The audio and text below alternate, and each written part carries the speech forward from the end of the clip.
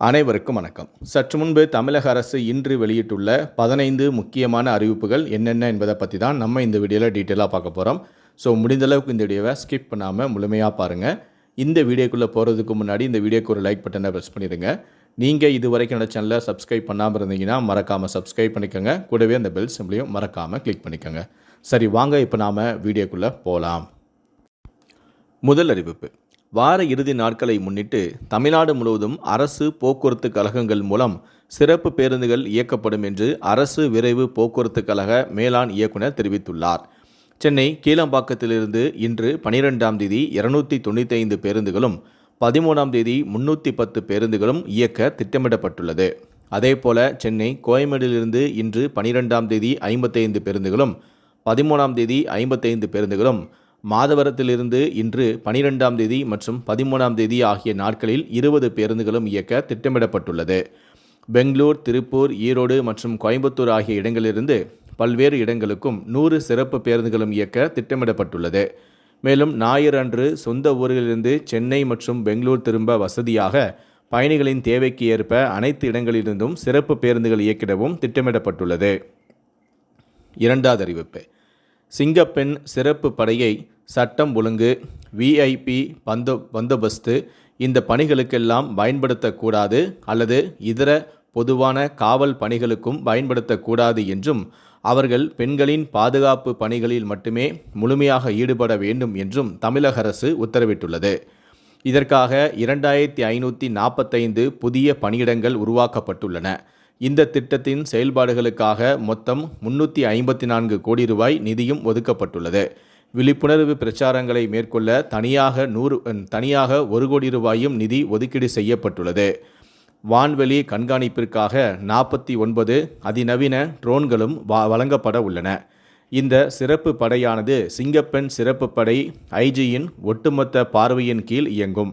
மாவட்டங்களில் அந்தந்த எஸ்பி மற்றும் மாநகரங்களில் காவல் ஆணையர்களின் நிர்வாக கட்டுப்பாட்டில் இப்படை செயல்படும். மூன்றாவது அறிவிப்பு. 20% மேல் எத்தனால் கலந்த பெட்ரோலுக்கு கலால் வரி முற்றிலுமாக நீக்கப்பட்டுள்ளது.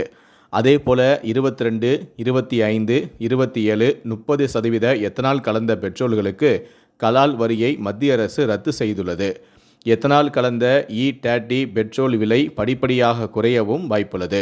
30% எத்தனால் கலந்த பெட்ரோல் லிட்டருக்கு 11 ரூபாய் 90 காசுகள் வரை குறைய வாய்ப்புள்ளது. நான்காவது அறிவிப்பு. தமிழகத்தில் இன்று 12ஆம் தேதி நீலகிரி, கன்னியாகுமரி, ராணிப்பேட்டை, திருவள்ளூர் மற்றும் கோவை ஆகிய 5 மாவட்டங்களில் கனமழை பெய்ய வாய்ப்பு என வானிலை ஆய்வு மையம் தெரிவித்துள்ளது. சென்னையில் இன்றும் இடி மின்னுடன் கூடிய மிதமான மழைக்கு வாய்ப்புள்ளதாக வானிலை ஆய்வு மையம் தெரிவித்துள்ளது. ஐந்தாவது அறிவிப்பு.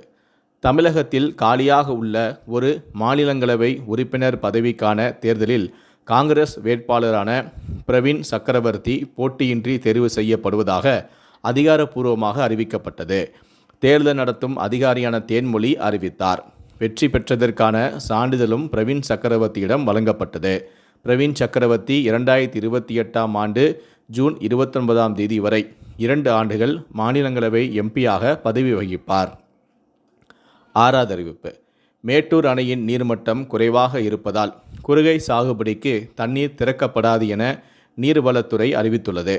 நீர்பிடிப்பு பகுதியில் போதிய மழை பெய்யாததால் மேட்டூர் அணைக்கான நீர்வரத்து 424 கன அடியாகவும் நீர்மட்டம் 79 அடியாகவும் உள்ளதால் இன்று ஜூன் 12ஆம் தேதி திறப்பு இல்லை என அறிவிக்கப்பட்டுள்ளது. இதனால் விவசாயிகள் அதிர்ச்சி அடைந்தும் உள்ளனர். ஏழாவது அறிவிப்பு. பராமரிப்பு பணி காரணமாக பகுதியாக ரத்து செய்யப்பட்டிருந்த தேஜஸ் எக்ஸ்பிரஸ் ரயிலானது வரும் 20ஆம் தேதி முதல் வழக்கம் போல் இயங்கும்.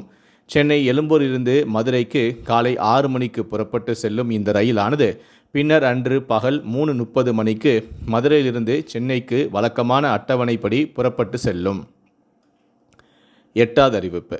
தமிழகத்தில் உள்ள அரசு உயர்நிலை மற்றும் மேல்நிலை பள்ளிகளில் புதிதாக 1328 உடற்கல்வி ஆசிரியர் பணியிடங்களும் 297 உடற்கல்வி இயக்குனர் பணியிடங்களும் உருவாக்கப்பட்டுள்ளன.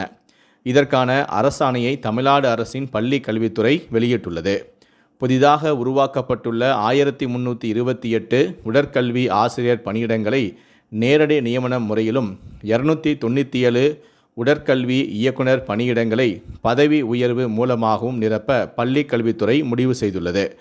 உடற்கல்வி ஆசிரியர் நேரடி நியமனம் தொடர்பான அறிவிப்பை ஆசிரியர் தேர்வு வாரியம் விரைவிலேயே வெளியிடும் என எதிர்பார்க்கப்படுகிறது. அரசு பள்ளிகளில் காலியாக உள்ள உடற்கல்வி ஆசிரியர் பணியிடங்களை நிரப்ப விரைந்து நடவடிக்கை எடுக்கப்பட்டும் வருகிறது. 9வது அறிவிப்பு. பெண்களுக்கு எதிரான உடல் ரீதியாகவும் ஆன்லைன் மூலமும் மன ரீதியாகவும் பாலியல் தொந்தரவு கொடுக்கும் நபர்கள் மீது கடுமையான நடவடிக்கை எடுக்கப்படும் என்று சிங்கப்பெண் சிறப்பு அதிரடிப்படை ஐஜியான பவானீஸ்வரி எச்சரிக்கை விடுத்துள்ளார். முழுமையாக எல்லா இடமும் பெண்களுக்கு பாதுகாப்பான இடமாக மாற்றும் நிலை கொண்டு வரப்படும் எனவும் கூறியிருக்கிறார். 10வது அறிவிப்பு. நெல்லை சந்திப்பு ரயில்வே தண்டவாளத்தில் பராமரிப்பு பணிகள் மேற்கொள்ளப்படுகின்றன. இதனால் இன்று வெள்ளிக்கிழமை முதல் 14ஆம் தேதி வரை திருச்செந்தூர் நெல்லை பயணிகள் ரயிலானது நெல்லை சந்திப்பு திருச்செந்தூர் பயணிகள் ரயிலானது ரத்து செய்யப்பட்டுள்ளது. மேலும் 14ஆம் தேதி திருச்செந்தூர் நெல்லை பயணிகள் ரயில் செய்துங்குநல்லூர் நெல்லை சந்திப்பு இடையே பகுதியாகவும், நெல்லை திருச்செந்தூர் பயணிகள் ரயிலானது நெல்லை சந்திப்பு செய்திங்கநல்லூர் இடையே பகுதியாகவும் ரத்து செய்யப்பட்டுள்ளது. 11வது அறிவிப்பு. மது விலக்கு மற்றும் ஆயத்திருவைத்துறை ஆணையர் வெளியிட்டுள்ள அறிக்கையில் தமிழ்நாடு மதுபான விதிகள் 1981 கீழ் உரிமம் பெற்ற அனைத்து FL2 மற்றும் FL3 வளாகங்களிலும் பின்வரும் அறிவுறுத்தல்கள் கண்டிப்பாக அமல்படுத்தப்பட வேண்டும். 21 வயதிற்கு குறைவான எந்த நபருக்கும் மதுபானம் இருக்கக்கூடாது. ஒருவரின் வயது குறித்து சந்தேகம் இருப்பின் வயதிற்கான செல்லுபடியாகும் ஆவண சான்றிதழ்கள் சரிபார்க்க வேண்டும். அனைத்து FL2 உரிமம் பெற்ற கிளப்புகளும் தங்களது பதிவு செய்யப்பட்ட உறுப்பினர்களுக்கு உறுப்பினர் அடையாள அட்டைகளையும் வழங்க வேண்டும். 12வது அறிவிப்பு. உள்நாட்டு மற்றும் வெளிநாட்டு சுற்றுலா பயணிகளை அதிக அளவில் ஈர்க்கும் வகையில் மாவட்ட வாரியாக சுற்றுலா தலங்களில் அடிப்படை உள்கட்டமைப்பு வசதிகளை மேம்படுத்த வேண்டும் என்று அமைச்சரான ராஜேஷ்குமார் உத்தரவிட்டுள்ளார். 13வது அறிவிப்பு. அரசு கலை மற்றும் அறிவியல் கல்லூரிகளில் 3 நாட்களில் 37,000க்கும் அதிகமான இடங்கள் நிரம்பின. 2ஆம் கட்ட கலந்தாய்வு நடைபெறும் நிலையில் 3 நாளில் மட்டுமே கலந்தாய்வில் 34,000 இடங்கள் நிரம்பியது. பொதுப்பிரிவு மாணவர்களுக்கான கலந்தாய்வு கடந்த 8ஆம் தேதி தொடங்கிய நிலையில் 34,000 இடங்கள் நிரம்பின. சிறப்பு பிரிவினருக்கான கலந்தாய்வு ஜூன் 5 மற்றும் 6 ஆகிய தேதிகளில் நடைபெற்றது. 14வது அறிவிப்பு. பிரதமரின் பழங்குடியினர் நலத்திட்டமான PM ஜன்மன் திட்டத்தின் கீழ் கோவை, தருமபுரி மற்றும் திருப்பத்தூர் மாவட்டங்களில் உள்ள பழங்குடியினர் குடியிருப்புக்கான சாலை இணைப்பு வசதி ஏற்படுத்துவதற்காக 4,17,00,000 நிதி ஒதுக்கீடு செய்து தமிழக அரசு அரசாணையை வெளியிட்டுள்ளது. பழங்குடியினர் வசிக்கும் இதுவரை சாலை இணைப்பு இல்லாத பகுதிகளுக்கு சாலை வசதி ஏற்படுத்தும் வகையில் 2025-26ஆம் ஆண்டுக்கான PM ஜன்மன் திட்டத்தின் கீழ் கட்டத்தில் 4 சாலை பணிகளுக்கு மத்திய ஊரக வளர்ச்சி அமைச்சகம் ஏற்கனவே ஒப்புதலும் அளித்தது. இந்த பணிகளின் மொத்த நீளம் 10.96 கிலோமீட்டர் ஆகும். இதற்கான மொத்த திட்ட மதிப்பீடு 9,07,00,000 நிர்ணயிக்கப்பட்டுள்ளது. இந்த திட்டத்திற்காக 2026-27ஆம் நிதியாண்டில் மத்திய அரசின் பங்காக 2.5 கோடி ரூபாயும் மாநில அரசின் பங்காக 1.67 கோடியும் வழங்கப்பட உள்ளன. இதையடுத்து மொத்தம் 4.17 கோடி செலவினத்திற்கு தமிழக அரசு நிர்வாகம் மற்றும் நிதி அனுமதி வழங்கியுள்ளது. இந்த அரசாணையை ஊரக வளர்ச்சி மற்றும் ஊராட்சித்துறை செயலாளரான பிரசாந்த் வட்நேரே வெளியிட்டுள்ளார். கடைசியாக 15வது அறிவிப்பு.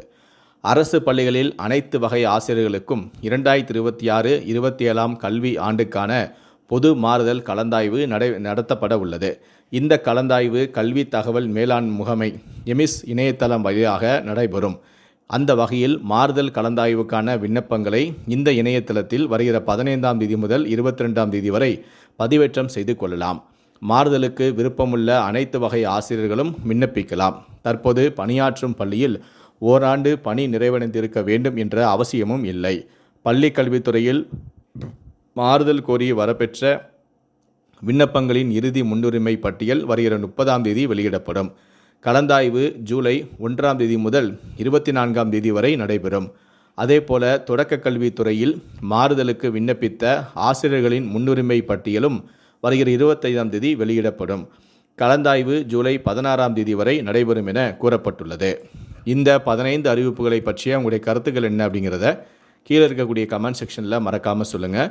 முடிந்தளவுக்கு இந்த வீடியோவை மற்றவங்களுக்கும் ஷேர் பண்ணுங்கள். மேலும் இது போன்ற பல வீடியோக்களை நீங்கள் பார்க்கணும் அப்படின்னு நினச்சிங்கன்னா மறக்காமல் என்ன சேனலை சப்ஸ்கிரைப் பண்ணுங்கள். கூடவே அந்த பெல் சிம்பிளையும் மறக்காமல் கிளிக் பண்ணுங்கள். நன்றி, வணக்கம்.